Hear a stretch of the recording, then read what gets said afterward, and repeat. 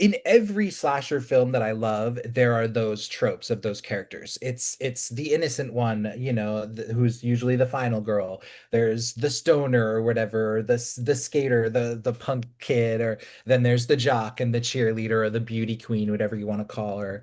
Um, and I just always have a lot of fun with like seeing how those characters fit into the story of each slasher.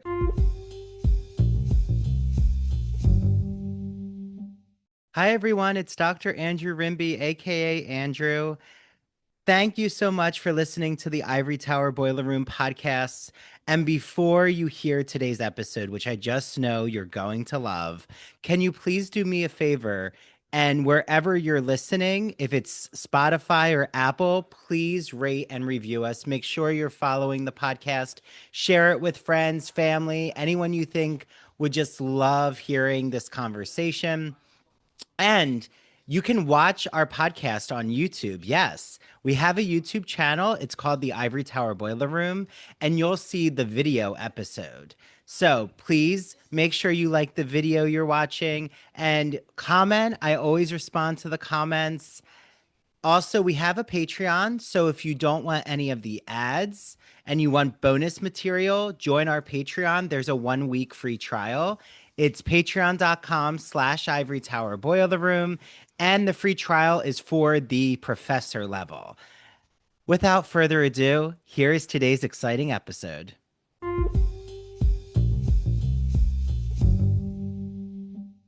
Hi, everyone. Welcome back to the Ivory Tower Boiler Room. I am so excited to do one of my favorite passionate topics, all things horror, love slasher films.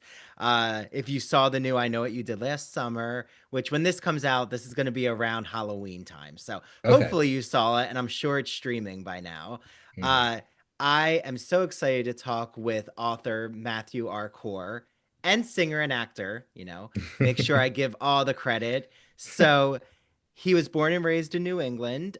He always knew he was a city boy. So, of course, he moved to New York City at 18 and pursued his dreams studying at the American Musical and Dramatic Academy, where many incredible performers came from, including Maddie Brower, who I really like as an actress. And he earned a degree in musical theater.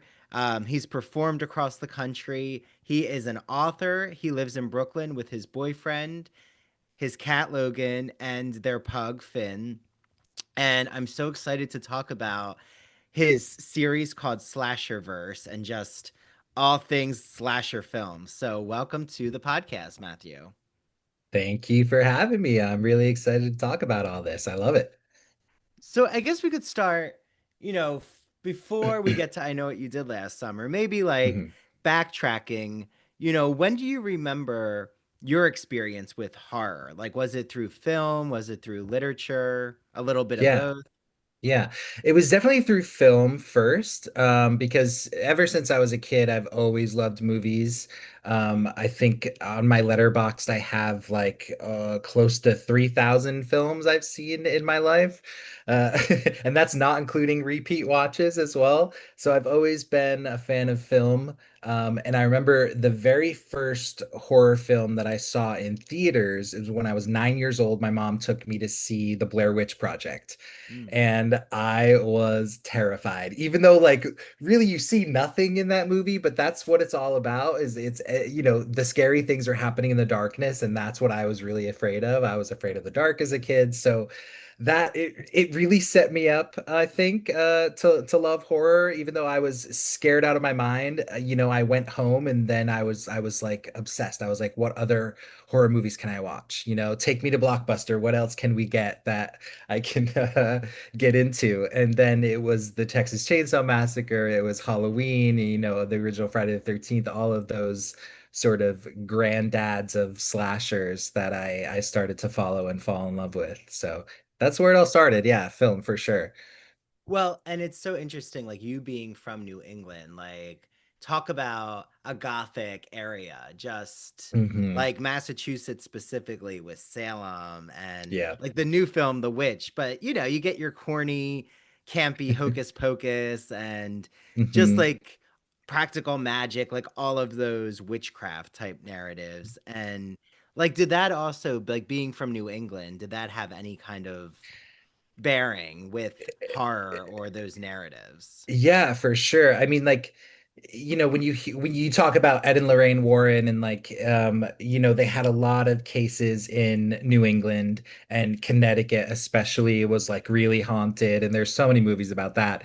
And I was just telling someone recently, though, too, that a couple years ago, I stayed overnight in the actual Conjuring house that from the original movie, the family from the first movie, it was their original house that they lived in, and it's in Rhode Island, where I'm from.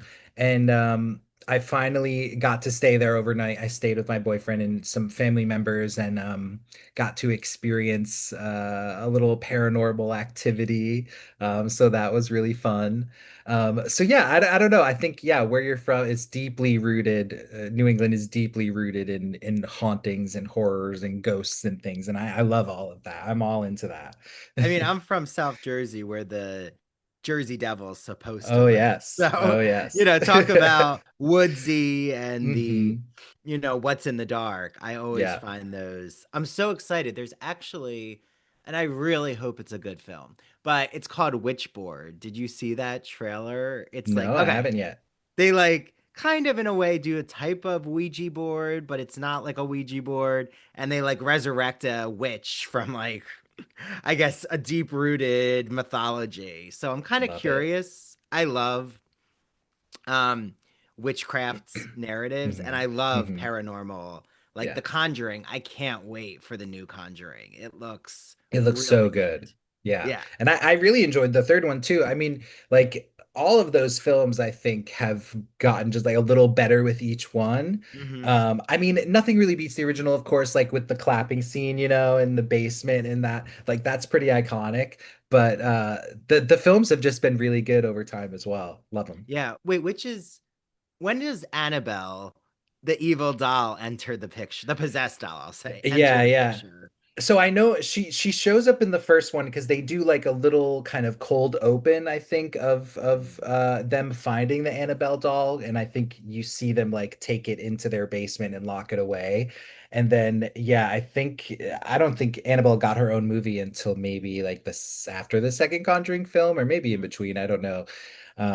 But yeah, I loved all of that stuff. And have you heard like that doll is now like on tour? Like they're touring that real doll around, and like weird shit has been happening. Like a tour manager died Oh, mysteriously. yes. Like it Also, is blowing didn't the my mind. comedian Matt Rife, he like bought the He house? What Yes, which house did he buy? he bought Ed and Lorraine Warren's house, like that has the basement with all of the, cursed items. Wait, where is this? I actually don't know where their original house is. Oh no, I, I'd have to look it up. I'm assuming it's in LA, but that's just me thinking. I don't I know. don't know. I'll look it up as we're discussing. But, Mhm. so do you think that like there's something so deeply psychological that talks like horrors about cultural anxieties and like Mm. things that we're afraid of in society. And like, whether it's that one film, my fiance loves it. And I do too. I think it's really good. The Devil, the one with the talk show. They're like, Right. there's like the devil takes over the talk show, and there's like these just off the wall possession that happens. What Hmm. is that Hmm. called again? I don't Oh, remember. I know what you're. Late night There with you the go. devil. There you go. I Yes, got yeah. it. I have not watched it, but yes, I do know of it. I have not watched it yet. Yeah. So like are you more into possession? Are you into exorcism? Are you into like traditional slasher? Like it seems like you have a certain genre you like to follow. Yes, it's definitely slasher. Like of all there are many, many, many subgenres of horror, obviously, but slashers are definitely my favorite. And those were the movies that I sought out the most when I was younger. Like what other slasher movies can I find? Just because I loved the creativeness of like the kills, I guess you could say. Um, I just loved all of that stuff. Like, how can you come up with an exciting or fun way to off somebody, which in saying that out loud, it sounds a little a little insane, but Mhm. that's what I gravitated toward. And of course I love all horror and supernatural possession, ghosts, whatever it may be, monsters. But yeah, the slasher stuff, and for me, the gorier the better. So if there was more blood, then I was loving it even more. Mm. Yeah, so you love the gore. Love the gore. Yeah. Yeah. Oh, Matt Rife bought the Monroe, Connecticut Occult Museum, which is the home of Ed and Lorraine Warren. Okay. I knew it So was it Connecticut. It seems had to like be had to be New England. something in Connecticut.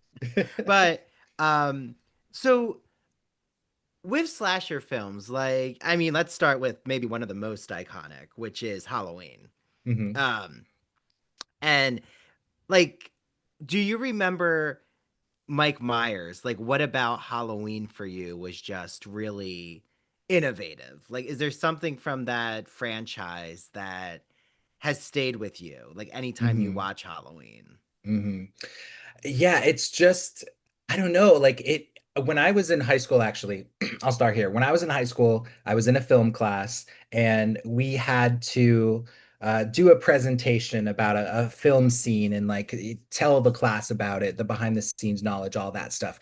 And the film that I chose was the original 1978 Halloween because of the opening of that, you being in the point of view of young Michael, you see putting on the mask and you're grabbing the knife, and just the continued tracking shot of going up the stairs until he eventually kills his sister was just brilliant to me. I'm like, we haven't really seen this anywhere else. I mean, I was young, so I hadn't seen a lot of anything else, but um even still, I think it's very famous for that opening scene and just little tidbits of knowledge, like when we're seeing a hand that's not an actual kid's hand. That was the producer Deborah Hill, I think her name was, Mm. on camera, like doing all the hand stuff. So it was just her.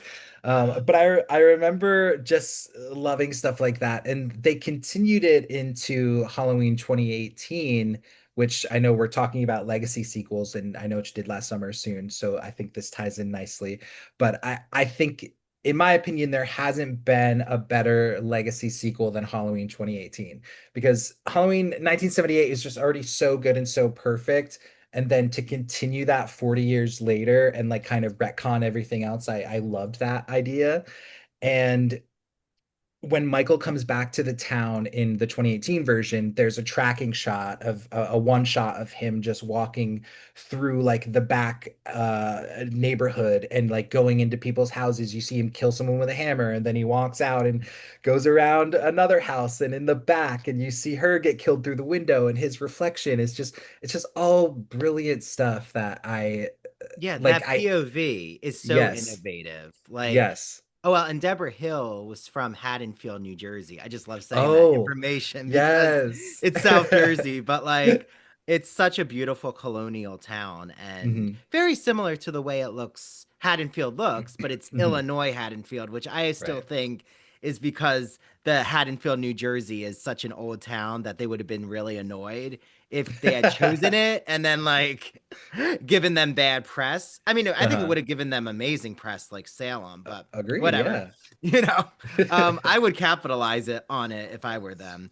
Same. So, but I think you're right. There's like even I love Halloween two's opening because I think it's amazing to actually have a sequel Hmm. begin where it left. Like it's literally Yes, I like love that too. we're starting right from where we left off, and Hmm. he's still in the town walking. Yeah. And then yeah, switching all of it, like, and having all of it take place in the hospital too, like he's Mhm. still going after Laurie.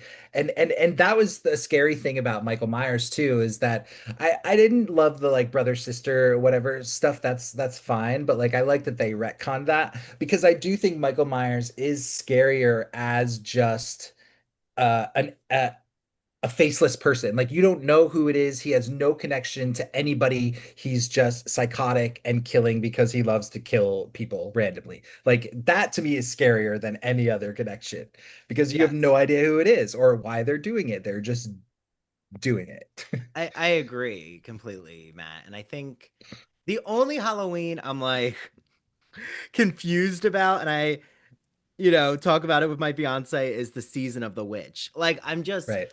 I understand, or you might know this, is weren't they trying to do some kind of like anthology series where they were gonna like move Yes. away from Michael Myers and just like kind of do Halloween as like a genre of horror?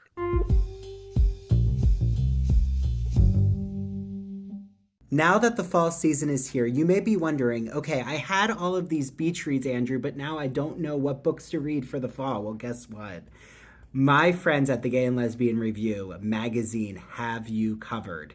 Their new September and October issue, called Forgotten Histories, features wonderful book recommendations, TV shows, and films that help excavate LGBTQ history. So, whether you're interested in learning more about the connection between shopping and the gay community, which, I have a Home Goods and Marshalls addiction, as my fiance knows. They got you covered there. They have an article about the attraction of Confederate gentlemen by the incredible writer Andrew Holleran. There's an article about the French evolution of sexual identities and even the first LGBT riot, which happened in 1953. Go over to glreview.org. You can get either a digital subscription or a print subscription. I love my print subscription, which I'm holding up right here. And with the exclusive code ITBR Choice, you will get a free issue with your subscription. So ITBR Choice, put that in the promo code section and get your hands on the Gay and Lesbian Review print or digital subscription. I know you're going to love their magazine.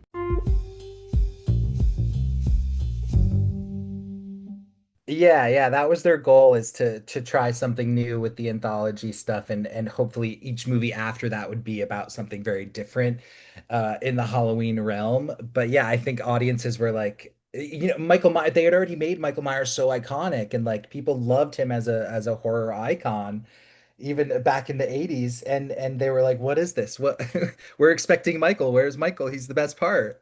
Yes, So yes. And like I guess though we have to say maybe even before Michael Myers, it's Norman Bates in Psycho. yes, I mean, if you're talking about like great granddaddies of Yeah. the slasher genre, it's definitely Norman Bates, and I would put even like Leatherface in there too, Mm. coming out in the early or mid 70s. But definitely Norman Bates started it all. Well, that shower scene. But again, we don't like actually I might be wrong. Do we get a point of view from Norman Bates? Like we're following him, or is it always outside like you Well, seeing Norman in the I think we get a little bit of everything because even in the shower scene, we see that point of view of the knife coming down onto uh I forget her name, Marion, maybe Crane, something like that. Um when she's I was in gonna the say shower, Jamie Lee Curtis's mother, her mom, basically. yeah. Yeah. So we do see those point of view shots, but it wasn't ever as extensive as Halloween did it. Yeah. And even like House of Wax, like that to me is a really, I think it's such an interesting film. I Um, love House of Wax, I and I do. love the remake. The I remake love the is remake. one of my guilty pleasures. But what Love a the. creepy premise to have this Hmm. psychotic person, man, creating these wax figures out of real people. It's like, okay. Yeah, Um, really awesome. well, and it's kind of like interesting because before that, like the 1950s, I was rewatching The Haunting of Hill House. I was watching the Mm, original, and it's that traditional like murder mystery, but it's a paranormal being, and it's like it's interesting for the time, but it's mhm, not necessarily um a fast-paced narrative. Like mm, everything kind of slowly progresses and mhm. like it to me is more of that Victorian kind of model of Sure, Dracula yeah, or yeah. like it has that gothic sense. Like an Mm, Edgar Allan Poe story, right? yep, Like yep. Mike Flanagan has really reinvented Yes, the gothic agreed, American tradition. But agreed. Yeah, I mean, I know though you also are a lover of Friday the 13th. So I am, we yeah. have to talk about Friday the 13th. And, you know, are you a Friday the 13th one or a Friday the 13th two lover? Uh, it's tough. I think one in the sense of the kind of twist ending that where you figure sorry people who haven't seen it, but this is like 40-year-old spoilers. It's his mother doing all the murder by the end. And you don't really see Jason until he kind of pops out of the water at the end of the first one. um so I don't know, like we keep talking about like iconic moments in horror, like the Friday the 13th part one, like you just can't beat it. All the other ones can't beat. I mean, I They know Jason can't. as a Jason as a villain, and his mask is iconic, obviously, and he gets there. But that first one and like it's just so great. And I was going to talk about it. I won in an auction a signed Jason Voorhees New Jersey license plate. It's like in this whole it's framed in this thing, and it's signed by the kid, the first person to ever play Jason. Um, his name is Ari Lee. And he signed the thing, and there's this poster, and it's this whole framed thing that I love and cherish now. It's on my wall forever, and it says like Jason number one on it. Oh, So that's really cool yeah. to have. So yeah, the first one for me, I think out of all of them, I mean, Jason X is a guilty pleasure, but the first one, nothing beats it. Well, and I think what's fascinating about the first one is I agree with you. I think his mother being so um the psychotic episode she's having, like the line that I love to repeat is, I mean, I'll even my boyfriend will like try to freak me out and say it, but just the I think she says mommy, oh, kill them, mommy. Is like Mhm. what she's saying, but it's like Right. in this trying to replicate her son's voice. It's Yeah. very It's unhinged. And very layered. Yeah, layers of unhinged. but she's also hilarious too. Like Mhm. there's so much campiness with her that Absolutely. it's like Friday the 13th is so campy, but it Hmm. like is so interesting the way that they go about it. I think as Hmm. a series. I mean, I would be more scared of Michael Myers than Jason Voorhees. Yeah. Just because Michael Myers, he sneaks up on people in a way that Yes. I think I wouldn't be able to run away from him the way I could run from Jason.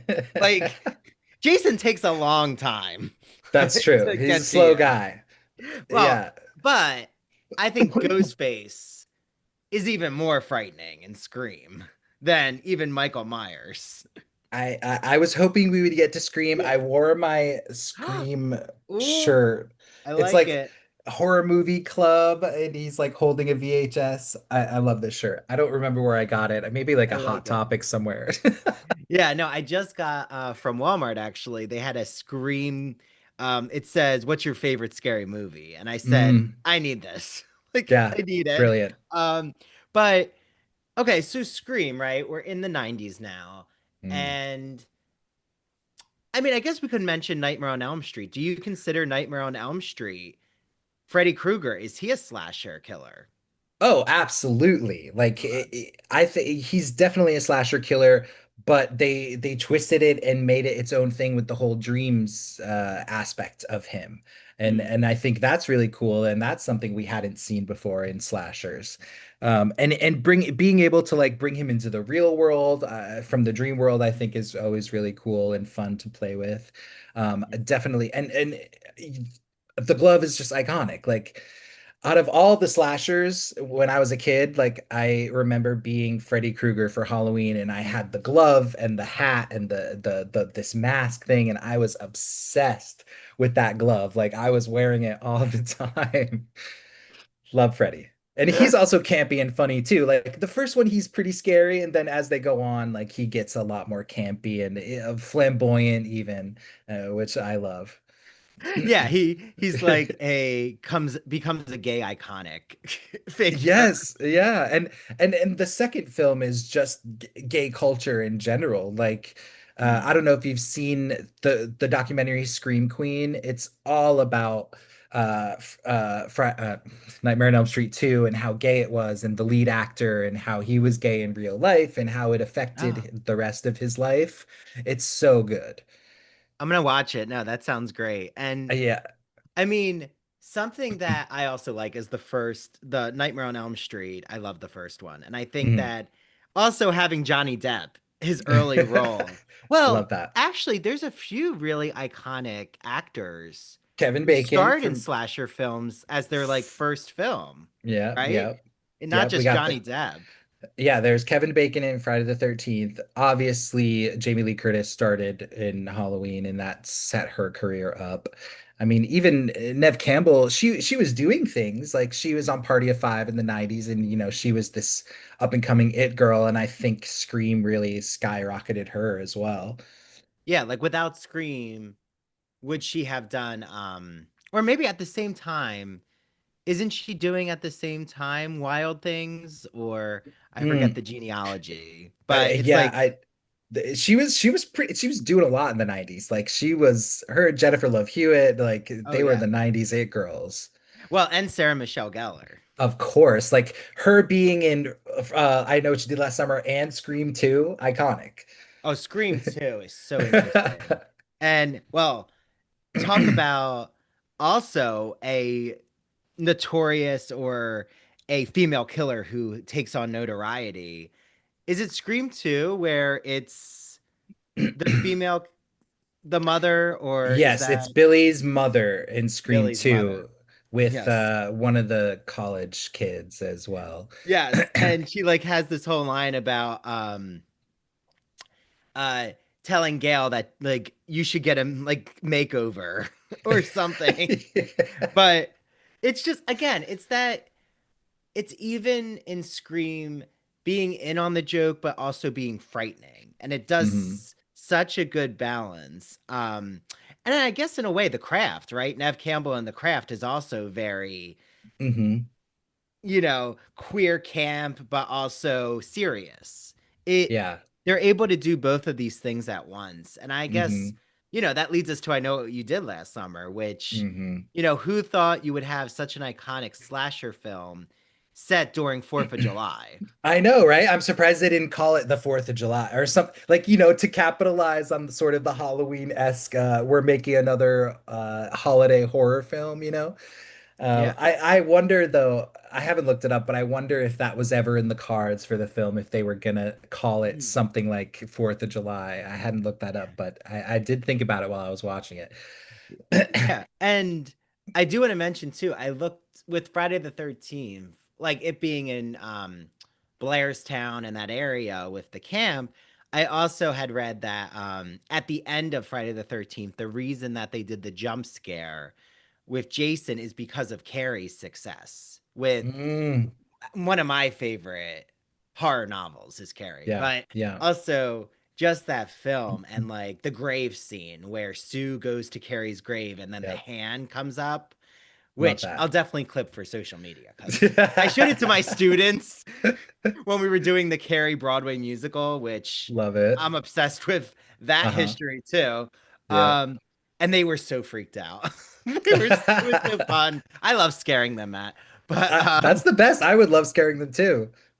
but I think that with I Know What You Did Last Summer, it's so interesting how it does these really interesting like caricature characters. Like you get the jock with Ryan Felipe, you get Mhm.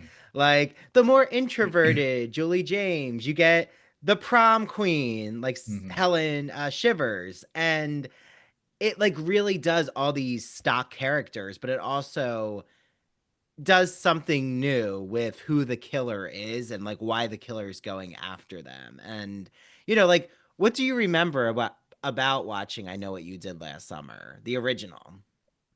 What do I remember is Ryan Phillippe shirtless. Oh, oh, his No. wrestling career Uh, or his exercising, yeah, yeah. Him and the towel. No.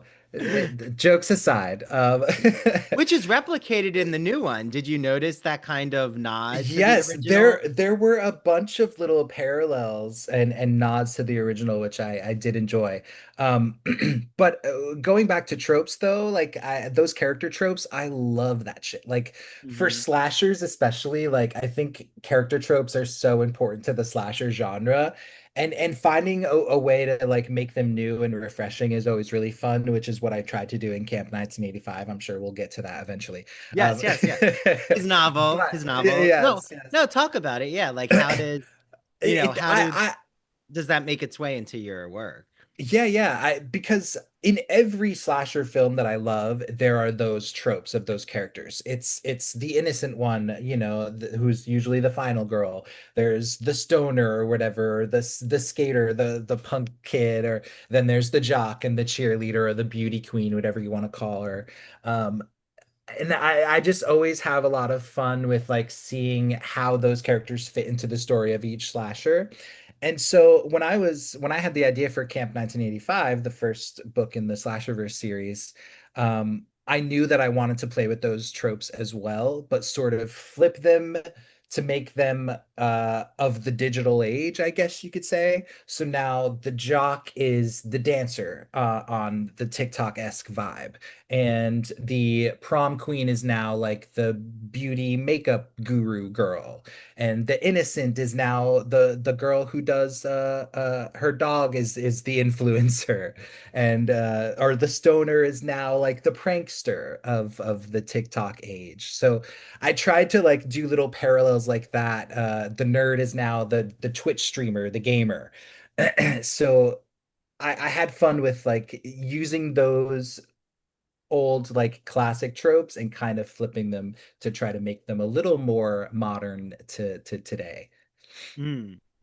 And well, and I love that, like flipping on the head the tropes. Like I think Hmm. that's what horror does so well is Hmm. right, you have tropes in romantic comedies, you have Hmm. tropes in drama, but sometimes right, romantic comedy it feeds into the tropes. If we put on a Hmm. Hallmark Christmas movie, we know, okay, uh a college girl comes back to her hometown and left the boy of her dreams and then reunites with Yeah. him even though they had a falling out and then they Yeah. become best friends again and marry and have a child. Like it's just the script just writes itself. Right. And you know usually now it's going to like star either Lindsay Lohan or the actress, her other supporting actress from Mean Girls. Right, right, um yes. uh I'm losing Gretchen Wiener's name, but the Gretchen Wiener's Yeah, actress. yeah, yeah. I know. Um, Yeah. She's there in so many.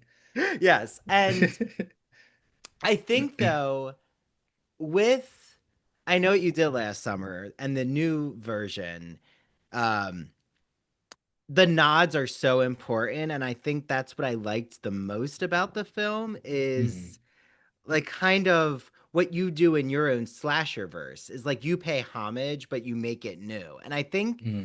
they did a really good job paying homage but making it new to these teens, like making Yes. it their story, but it's also, well, we're going to make sure that we give the audience their legacy Hmm. um cameos, Hmm. Hmm. and like I'm thinking specifically what they do with Sarah Michelle Gellar, I think Yes. was really ingenious. Yeah. So are we talking spoilers? Can we talk Yeah, spoilers or yeah. should we So keep we'll it? just say Okay. right now we're talking spoilers. So if Okay, yeah. anyone hasn't seen Spoiler it, alert. like make sure you pause this and watch the film because we need to talk spoilers. Okay, great. So yeah, that scene, I was wondering like how or if they're going to incorporate Sarah Michelle Gellar at all.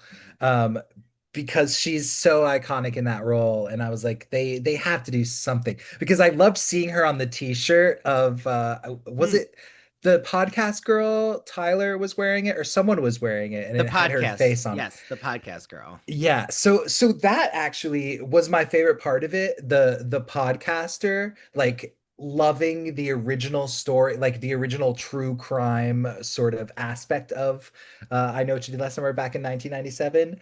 I loved that connection because I feel like that's something that I would write too, is like, the podcaster loving what happened originally and that brings her to the town. Like I thought that part was brilliant.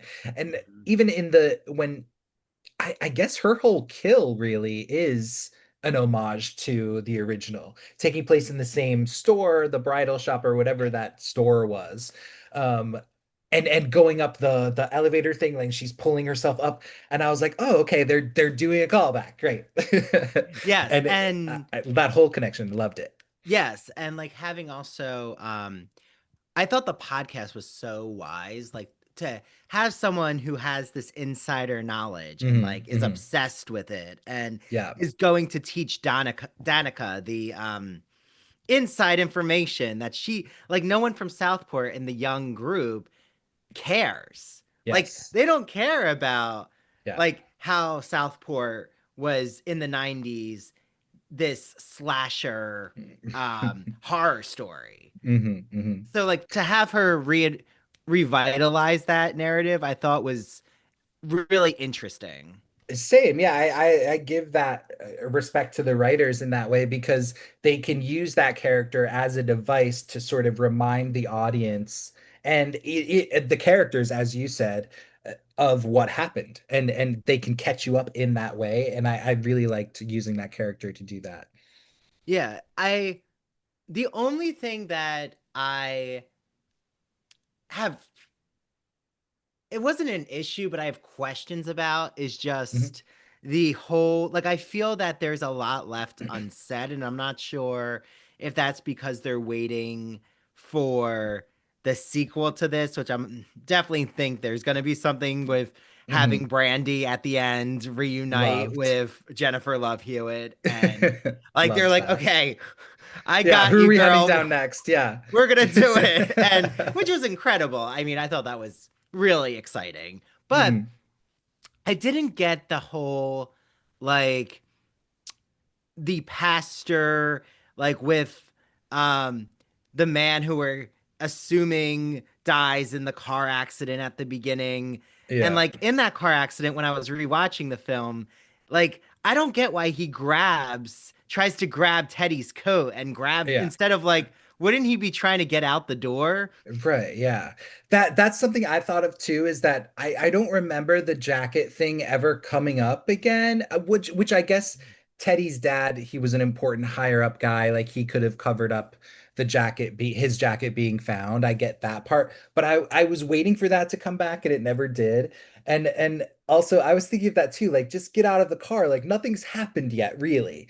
So I was like, I think they would get off okay on this crime in this Oh one yeah. versus the 97 one where they straight up they hit the guy and they threw his body away. Like Yeah. I think in this new one I was like, no, I think you guys would be okay. And but then the car goes over the thing and Yeah.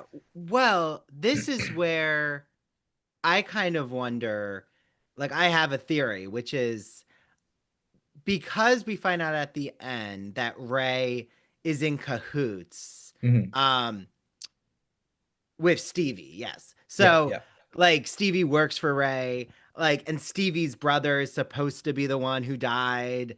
Um, Yeah, it was like her friend from rehab or something. oh, no, sorry, friend from rehab. I keep thinking Yeah, it's her brother, but friend from rehab, yeah. which I didn't think that was a very strong connection. Like I think it took me like a rewatch to fully like understand it because I think when I first saw it, I was trying to piece together those connections that weren't really making sense on the first watch. But anyway, sorry, go on. No, no. So I was just gonna say, so I feel like Stevie and Ray being in cahoots together. Hmm. I'm kind of curious, was the whole murder with the car a setup? And the guy who dies is actually already dead in the car. And is Ray the one in the car? And that's why he grabs the coat to like frighten him. And like, did Stevie message Ray and say, like, okay, we're at the spot, like, go with our plan? Like, was this kind of Oh, already just like an established, we're going to yeah. terrorize the town? And, you know, if you like watch back knowing Stevie is the killer, one of the Yeah, yeah. killers, she's always like awkward. Like she's Mm-hmm. smiling when Mm. um the note is given at the bridal shower. Like she's always aware that something ominous is happening. So Mm-hmm. like I feel that um we have a lot of answers that are left unsaid, and I'm really thinking that's because they're going to tie up the whole Ray being Okay. involved in this. And I even thought, Yeah. is Ray in the first and second one? Is he just protecting Julie James, and is he part of the murders?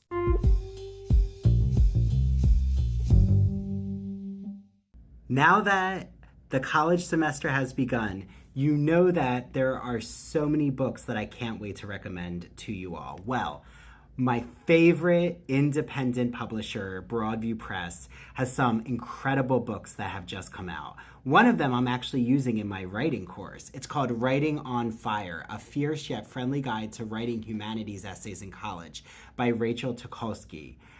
It is such an accessible and interesting book that includes writing exercises for your students. I highly recommend it. Another book that you should get your hands on, especially if you are a writing or English professor, is Academic Writing Now by David Starkey. It includes wonderful, popular essays, nonfiction essays that you can use in your classroom, and they cover a wide range of genres. I cannot wait to use them in my courses. And another book just in time for the Halloween season is Vampire Literature and Anthology, co edited by Robin Warner and Elizabeth Lewis. I had both of them on the podcast, so listen to that episode because you're going to love all of the vampire literature we talk about. Use my exclusive promo code, go to broadviewpress.com and use the code Ivory Tower for 20% off your order. Yes, 20% off your order. Happy reading.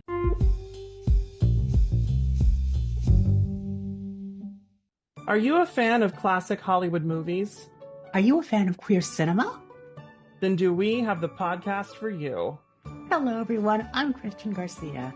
And I'm Luke Delmar. And we are your hosts of That Old Gay Classic Cinema, where we take a look at some of the greatest films of all time and analyze them through a queer theoretical lens. Let's be honest. LGBTQIA plus people have been a part of Hollywood since its inception, and this podcast celebrates those artists and entertainers of yesteryear while also taking a closer look at the queer-coded characters and stories in classic Hollywood films long before queer representation entered the mainstream. So follow us down the road of classic cinema as we give you a guide to some of the films that touched our hearts, brains, and even gave us courage to be ourselves. You can listen to That Old Gay Classic Cinema wherever you get your podcasts, and be sure to follow us on Instagram, YouTube, and TikTok. All right, listeners, we're ready for our close-up.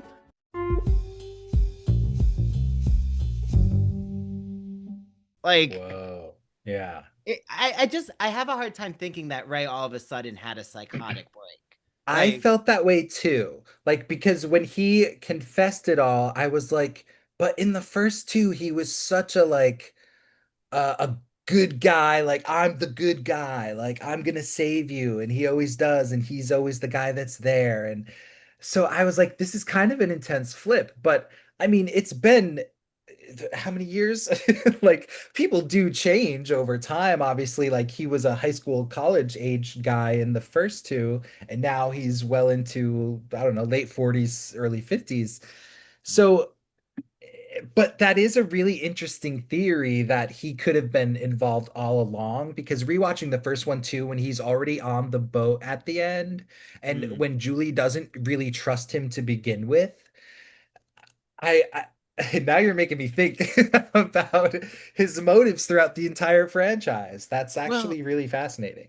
and also to talk about something queer is the way that the town pastor, Judah, Hmm. responds when he learns or talks about Sam who died, Yeah. you know, is I was like thinking, were they lovers? Like, what's going on here? Because there's something that seems he Yeah, seems like very sentimental about this. yes, sentimental is a great word because what I first thought was a familiar, like a maybe a father-son or that type of relationship.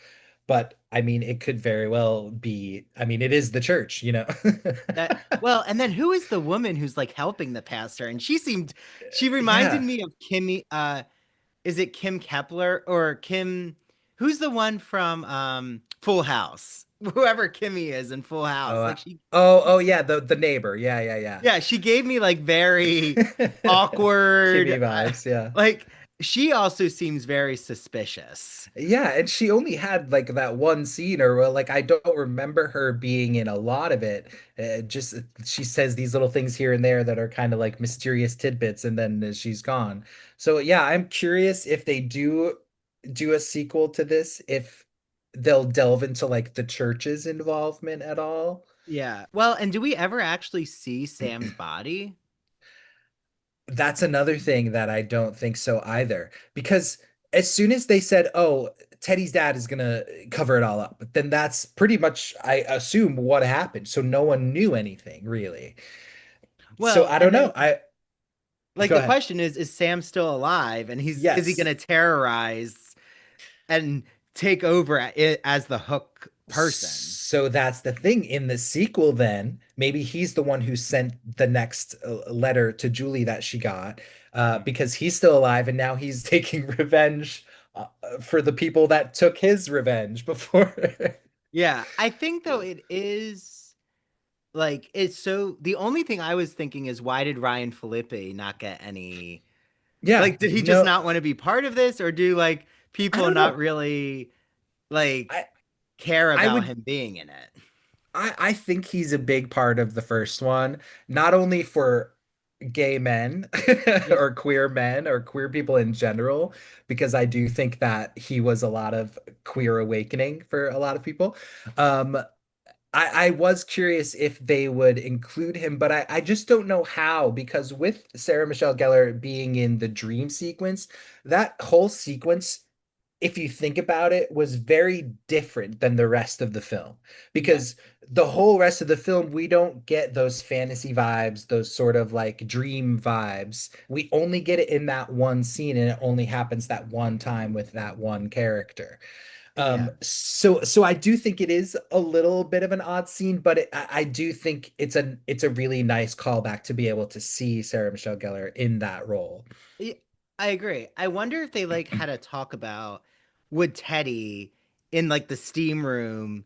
I Oh, thought maybe Ryan Felipe was going to show up in the steam room as like a dream sequence. you know what? I would have liked that, I think, because there would have been more through line with, if we're doing a dream sequence thing, like I think it would have been cool to yeah, to do both of those and have both of those parallels there. Well, because like he sees all the guys leaving, and then he only sees like one man, like one guy left, and you only see his legs. And I was like, oh, it's Mhm. Ryan Felipe. But They're gonna I pan thought that up. would have just been interesting. And Yeah. I also was like thinking, is Teddy cruising in the steam room? Like, what is Yes, going on yes, here? yes. I don't know. Definitely there's some homoeroticism. I mean, a Oh, steam room is absolutely. like homoerotic anyway. Uh, Yes. but yeah, I mean, I thought it was interesting to have Teddy be like the jock and he's like, kind of taking on the Ryan Felipe character in the gym. Hmm. Hmm. But I mean, what did you think of just the first like kill is when Danica is taking a bath and she can't hear and her whole bath bomb is red like blood and That then I loved her that shot. husband is her fiance's like, being Yeah, uh tortured pretty murdered. much. Yeah. Yeah. No, yeah, I loved, honestly, it's my worst nightmare. Like in real life, like to the I can't even imagine the guilt that I would feel, which does go into Danica's character. Um, but worst nightmare. Like, and then being having f- if I like come out of the shower and I find all of that and I have to see the person I love like that, it would ruin my entire life. So I would be traumatized. And I really liked that opening kill, and I liked the whole bath bomb shot, like you said. I thought that was really clever, really cool. But yeah, terrifying. Yeah, the filming was really good, I thought. I thought Yeah. um having Jennifer Love, having Julie James be a professor was interesting, like her psychological research and Hmm. all of that made sense. Um, did you feel like Julie James had an interesting narrative? Like, did you think Jennifer Love Hewitt, like, the acting choices made sense? Or do you feel like we needed more from Julie James? Yeah. I was just reading an interview with Jennifer Love Hewitt, and she said she didn't want to come back unless Julie had a substantial role. And which makes sense to me. I love that. But I do feel like in the finished film that I would have liked her to be included a little more. Yeah. I feel like she was very separated, which I understand from the character's viewpoint and the trauma that she's been through. It's very similar to Laurie Strode. Like she doesn't want to go back. Well, I mean, I guess Laurie Strode after 40 years, she, had her own things that are different. But Yeah. In Julie's case, she did not want to go back to Southport for that reason. And also us finding out that she married Ray and then they got divorced was another reason. Yeah, I don't want to go back and like see my ex. I like no. So I get it, but I did want her to be involved a little bit more, I think. I liked that Well, she was in the end and she played a whole part of the ending and but yeah, sorry, what were you gonna say? oh no, no, I was just gonna say it's interesting because like unlike a Friday the 13th or a Halloween that has such a specific the location is always Mhm. pretty set.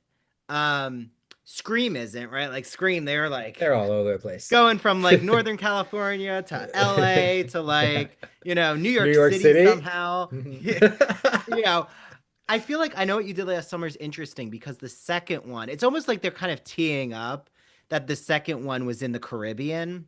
Mhm. And it's almost like, okay, so our Brandy, you know, and Jennifer Love Hewitt's characters, are they now gonna like end up in some, European area? Or like are they going on vacation? Like where are they gonna be together? You Yeah. know? I don't know. I really loved just I love thinking about the concept of it and I hope that they do something with Brandy because I feel like I've always loved Brandy and I've always loved her from I Still Know What You Did Last Summer. Like to me she's just as much as a final girl even a horror icon, and she's done other horror films in her career as well. um so I loved seeing her back, and I would love to see those two back together doing something, because them on the island I thought was brilliant. Like I love a sequel, of course, that stays in Haddonfield or stays in Mhm. Westview or wherever. Not Westview, that's MCU. Westboro, or Oh yeah, yeah, yeah. Westboro. whatever. Is it Westboro? Where's Scream take place? Something like Oh, that. Something Woodsboro, Borough. Woodsboro. Woodsboro. There you Yeah, go. yeah, There yeah. you go. Woodsboro. But at the same time, like I like when a sequel just wants to change the game. Like they want to change it up. They want to do something a little different. We're still in the same sort of sandbox, but we're just lifting up that sandbox and dropping it somewhere else. And so which is what I do in the Slasherverse as well. Yeah. So when I Still Know What You Did Last Summer was on the island, I was like, this is so fun. It's such a great location to have a slasher. There's so much stuff you can do with it. Because I think in horror, a location and a setting is one, if not the most important part, besides like the killer and the final girl or final boy, whatever. Yeah. But I think the destination serves a purpose as well, and that's what I try to put into each slasher verse. I knew when I wanted to turn it into a series that I wanted to make each book its own sort of location. Because I loved that from the movies. And that's what I've done. And I think it keeps it fresh. It keeps it really fun to play with different elements. Like the first book is in a camp, obviously, it's very woodsy. And then the second one is 13,000 feet underwater, like in a research facility. So, those two worlds are very, very different. Yeah, kind of like how Alien Romulus like is kind of sci-fi horror, right? Like it's Mm-hmm. technological, it's Right. they're alienated, right? Like alienation and isolation is a huge Yes. factor in horror. Yes. And I think that Scream is really interesting because the first one is alienated. Like, um, Casey, right? That's Drew Barrymore's character. Yep, yep. Okay.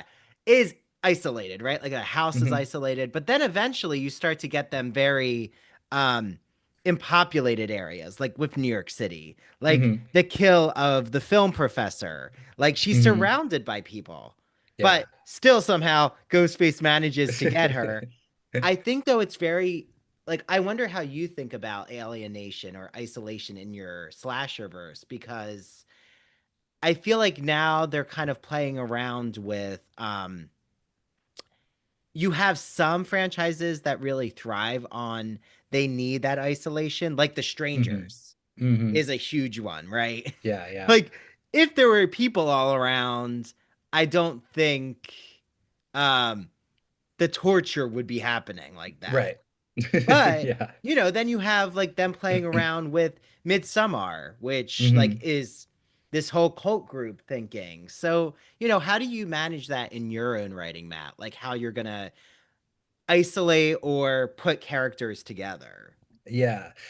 The thing that I thought about a lot is cell phones. So I was like, in today's world, if I want to make this grounded and, it's obviously not believable, but like, have some pieces of our real world and believability in there.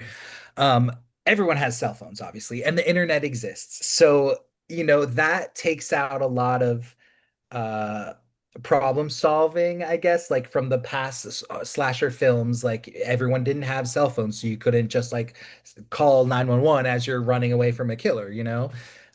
So I thought about that a lot, and that's, I think, why I was drawn to more isolated locations for Slasherverse.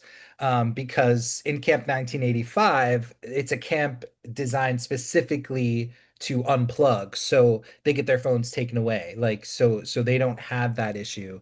And then in book two, they're deep underwater, so the cell phones won't even work. There's no service. And then in number three, it's a snowstorm that knocks out the grid or whatever it is. So I always like to have a little bit of isolation, and because I think it just makes it more fun and it makes it more challenging for the characters. You're throwing challenges at them just by doing that, just by getting rid of cell phones. That's a challenge. Now, It's true. how do I Or get like to the outside world now? yeah, or are the cell phones is technology going to be the horror? Like, right? I Yeah, mean, yeah. they tried that with Y2K, which I didn't really like, but it was Yes, very over the I, top. it was. I enjoyed it, yeah, but seeing some of those machines like come to life is pretty funny. I mean, but I also think like with Scream and the film professor, they use the cell phone really well, like wisely. I Yes, think yes. that's a really interesting device. And there's a new film that I can't wait for. It's called American Sweatshop that like I'm getting like an early screener. So I'll on Ooh, social media okay. let everyone know about it, but it's with Lily Reinhart and Okay. she stars as this social media moderator. So like she's in a center where they're all watching gruesome videos to like take down from social Oh media. gosh. And so like Yeah. she watches a murder, like a snuff film on Yeah. someone's social media account. And I'm like, Wow. wow, that's really an interesting way to get at a murder is Yeah. through social media, which we Yeah. really haven't seen yet. Uh-huh. Um, so I feel like I don't know, but sometimes I feel like if they use social media, it can also come off really corny, like Hmm. TikTok videos just like appearing. And, Yeah. Yeah. like I think it has to be grounded in reality. Right, Like right. what, but like in everyday real life, thankfully, knock on wood, we're not being terrorized by a slasher killer.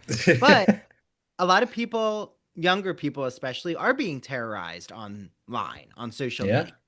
And it's Yeah. like, is that psychological trauma as deep as psychological trauma that Lori experiences, or, you know, um, any of these final girls or final, you know, actually, is there a series that features a final guy? I'm trying to I, think. I I I don't really know. Yeah, no. The closest I could think of is Clown in a Cornfield, maybe, but even the queer characters in that weren't the main. character, Yeah. but they did survive. Spoilers for people, sorry. Yeah. But like, no, I don't know. Someone who's listening, like, They'll should take figure it up out, that yeah. research. Like, I'm curious if there is a final guy, but also, um, I feel like the final girl though is such a um is a gendered, like having a woman survive this. Well, usually the men are the killers, which is why when there's a Yeah, female killer, we're really interested. yeah, But, yeah. to be survived from a psychopathic killer is fascinating with a young woman. Mhm. Maybe. I don't know if that's the rationale, but yeah. Okay. Well, holding all that, I guess like going back to the question is, do you feel like the psychological horror is equal? Like the bullying, like whether it's a Carrie narrative or Yeah, what Laurie experiences in yeah. Halloween. Like, are these similar? I think so. I think it's just the next generation of trauma and how it works. Because those people that maybe back then were stalkers or peeping toms or whatever are just now lifted into the digital space, and you can still do all of those things. You can still stalk somebody or peep on somebody, whatever, online. Maybe it's just gotten easier, which is scary to say. Yeah. Because with the digital age came, doxing, which is something that I talk about in the Slasherverse as well. Like people can get your information like that, and that's what's really scary. Like it used to be so much harder, obviously, when everyone was in a phone book or whatever it may have been, a Rolodex, I don't know. But now with everyone's social media and places getting tagged of where they are in real time, like if you have a stalker, that could be so easy, I assume, to find someone, and that's Yeah. that's really scary. It's frightening. Well, and also how much psychologically weight do you put into these trolls on social media, right? Like I feel like you could do a deep dive and really um terrorize yourself by like reading comments, or right, like it's Mm, also true, yeah, how much are you putting behind right. and investing time in these spaces. True, yeah, yeah. I guess, yeah, when it comes to things like comments or bullying in that sort of way, I guess a part of it is you don't have to look at it. But I don't know, like it's there's something just in the back of your head. Like I relate it to like reviews. Like if it's a bad review, like I'm still gonna read it and I still want to like know what people think, even though it might not be the best thing. But yeah, as an actor though, I have a thicker skin, I think, than most with rejection and things like that in my past. But I don't know. Even if it's a bad review, I'm still gonna read it. I'm still gonna want to know like what people thought. So I guess Well, there's that aspect. some actors say don't read any reviews or Yes, right, yes, or yes. even they're like never look at any comment, which okay. Uh-huh. I mean, when it comes to like my teaching reviews, I look once in a while, but I'm not like, well, first of Obsessing all, over I it. don't have the bandwidth to do it all, which, is one thing. But Yeah. also, yeah, if it's like something where I know I'm gonna learn, like I'm Mhm. learning new methods, usually my students tell me that in emails one on one. So it's Yep, like, it yep. just depends on, yeah, it depends on what I want to get out of that experience, right? Yes, And exactly. Yeah. like, I'm curious though, as we wrap up, Matt, have you ever acted in a horror themed play or musical? I have actually. Okay. Um Yeah, what was the that only experience? the I loved it so much. So this was about it's over 10 years ago. There used to be a theater on in Times Square on 42nd Street and 8th. It's now a smash burger, Yes, I know where unfortunately. that is. Yeah, yeah, Yeah, yeah. so the It has like a marquee. cool marquee. Yeah, yeah, Yeah, yeah. yeah, yeah. So that used to be a theater, an off-Broadway house. And there was a magician that was playing there from like, and it was all very like dark themed. Like there was like a year-round haunted house attraction that you could Yes. go through. Okay. And so they had an off-Broadway house there as well. And so there was this play that I auditioned for. I can't remember, it's awful. I'm not remembering the name of it, but it was like a 4D horror experience. Okay. And so the play was about, which I eventually got cast in, and I was playing like one of the leads. It was a small cast of like six, but it was essentially about this mad like scientist murderer guy luring people into his house to then like pick apart and do experiments on. So, but it was a 4D experience, which is what made it really cool because like say for example like the guy would cut me like on the arm or whatever, and then in the audience it would like spray a little bit of water so like they would feel the blood like coming. It was Hmm. things like that, like it was just little things that made it a really cool experience. And like I got to work with like a lot of cool set stuff that like, you know, things were rattling on their own or books were being thrown off the shelves, like all like awesome technical stuff. There was a scene where I was being tortured. The guy was like drilling into my leg, and like there was like a really big like blood pack underneath. So as soon as he would like put it in, you know, the blood would like come spurting out. And it was, I had such a blast. Yeah. That was a really fun time. But it didn't go that long. It was only like a couple months run, and like you know, not a lot of people saw it, even though we were right there in Times Square.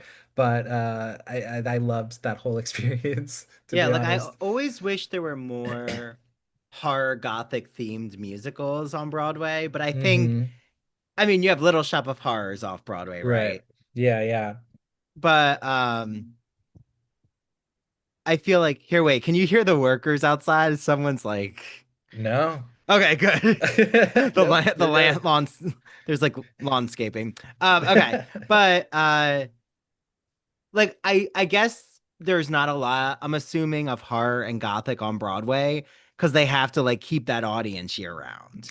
Yeah. Would I mean, maybe this be my guess. Stranger Things though is kind of Oh stepping yeah. into that space, which is really cool. And I've seen Bat Boy is coming back. Do you know Bat Boy the Oh, Bat Boy, musical? yes, with Carrie Butler. Yes, yes. Which I played Bat Boy as well in a regional Oh. production in Massachusetts, and that was really fun. I guess that would be another horror-esque thing that I have done, but definitely not as much horror as the play.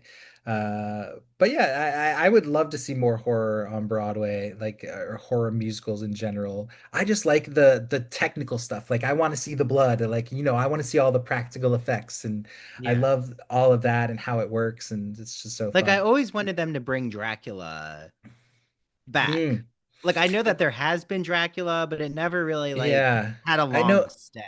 Yeah, I remember back in high school, I watched some sort of Dracula production in the UK.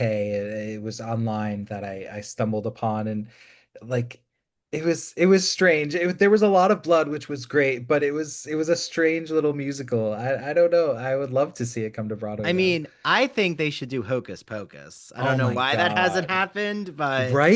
it would What? Like it that. would do so well. It It really would would. do very well. I know there's like a drag version of it in the city that comes back every year Yeah. with Jay Armstrong. Oh yes, yes. He's yeah, he's Yeah. a Broadway actor, and he does it every year. But I don't know, it's more of like a concert version, I think. Like I want to see, yeah, like a fully formed stage production. I think that would be really fun. Yeah. Well, there you go. A Hocus Pocus musical. But Matt, how can everyone get their hands on Slasherverse plus all of your other books? Matt has a lot of other genres. And Uh, how can they follow you too on social media? Yeah, across social media, Matthew R. Corr, Corr spelled Corr. Matthew R. Corr across all social media, TikTok, Instagram, everything. You can find me there. And you can find all my books on Amazon. I have another series that's like a coming of age young adult series that has two books. And then, of course, the Slasherverse series that's going to be a total of seven books. I'm working on the fourth right now. So yeah, you can find all of those on Amazon as well in every format, including audio.